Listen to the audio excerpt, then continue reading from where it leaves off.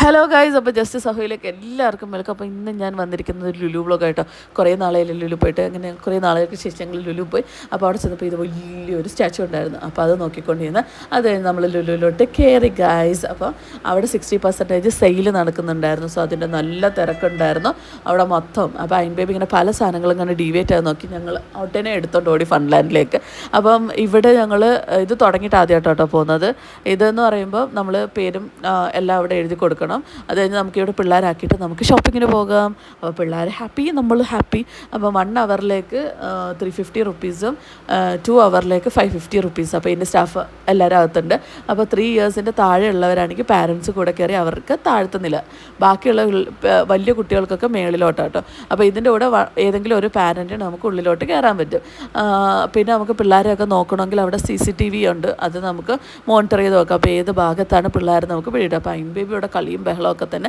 അപ്പോൾ ഞങ്ങൾ ഇതൊക്കെ കഴിഞ്ഞിട്ട് ഫുഡ് കഴിക്കാൻ പോകണ്ടേ. സോ അവർ ഫുഡ് കഴിക്കുന്നതിൻ്റെ അവിടെ വെയിറ്റ് ചെയ്യാം കേട്ടോ പാരഗണിൽ.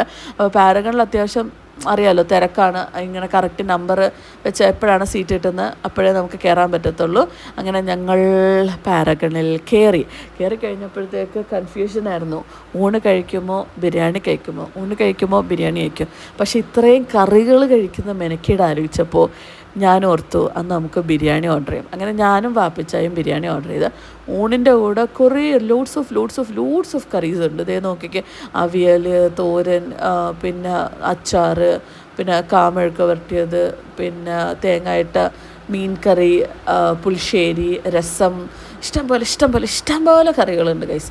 അങ്ങനെ ഫസ്റ്റിൽ ചോറ് കഴിക്കാൻ തുടങ്ങി, ഞങ്ങൾ സൈഡിൽ നിന്ന് ബിരിയാണിയും കഴിക്കാൻ തുടങ്ങി. അപ്പോഴത്തേക്ക് ഇതിനകത്തുള്ള മിക്ക കറികളും ഞങ്ങൾക്ക് സ്വന്തമാണ്. മറ്റേ മുളക് ചമ്മന്തി, പിന്നെ കൊണ്ടാട്ടം. അപ്പോൾ ചിപ്സും അതിൻ്റെ കൂട്ടത്തിൽ ചിപ്സിന് വേണ്ടി ചക്ക വറുത്തതാണ്, കപ്പ വറുത്തതാട്ടോ അവർ തരുന്നത്. കപ്പ വറുത്തതിന് വേണ്ടി വാപ്പിച്ച മുളകോട് അടി തുടങ്ങി. പിന്നെ അത് കഴിഞ്ഞപ്പോഴത്തേക്ക് കുറച്ചുകൂടെ കാത്തിരുന്നപ്പോൾ ഞങ്ങളുടെ ചിക്കൻ ഫ്രൈയും കൂടെ വന്നു. അപ്പോൾ കംപ്ലീറ്റ്.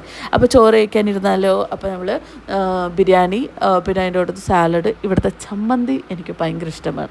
ആൻഡ് നമ്മുടെ ഇത് ചിക്കൻ പൊരിച്ചതിനകത്ത് ഇങ്ങനെ മറ്റേ ആ മസാല ഉണ്ടല്ലോ, അതിരുന്ന് കഴിക്കാൻ നല്ല ടേസ്റ്റാണ്. അപ്പോൾ അത് എല്ലാ കാര്യങ്ങളും സെറ്റായി വിത്ത് പപ്പടം ഞാൻ ബിരിയാണി കഴിക്കാൻ പോവുകയാണ് ഗൈസ്. ഞാൻ ഇവിടുത്തെ പാരഗണിലെ ബിരിയാണീൻ്റെ വലിയൊരു ഫാനാണ്. അതിൻ്റെ കൂട്ടത്തിൽ എനിക്ക് ഊണും ഇഷ്ടമാണ്.